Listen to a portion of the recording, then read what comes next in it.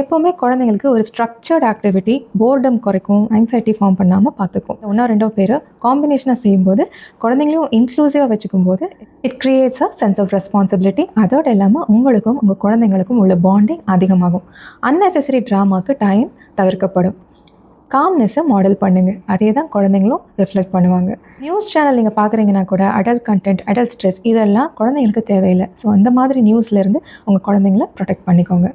And உங்கள் குழந்தை ஏதாவது ஒரு தப்பு பண்ணிடுது, 4th ஸ்டாண்டர்ட் 5th ஸ்டாண்டர்டில் யாராவது வந்து ஐ லவ் யூ சொல்லிடுறாங்க, ஏதாவது லவ் லெட்டர் கொடுத்துட்றாங்க, இந்த மாதிரியான விஷயமெல்லாம் ரொம்ப காமனாக 10 வருஷத்துக்கு முன்னாடி இருந்தே ஸ்கூல்ஸில் நடந்துட்டு தான் இருக்குது.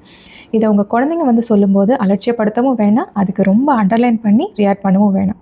ஸோ இந்த மாதிரியான விஷயங்கள் நடக்கும்போது உங்கள் குழந்தைங்க உங்ககிட்ட அது வந்து சொல்கிற அளவுக்கு ஒரு பாண்டிங்கை என்ஷோர் பண்ணி வச்சுக்கணும். அண்ட் நீங்கள் அதை கரெக்ட் பண்ணுறதுக்கு முன்னாடி உங்கள் குழந்தைங்களோட நீங்கள் கனெக்ட் ஆகிக்கிறது ரொம்ப முக்கியம்.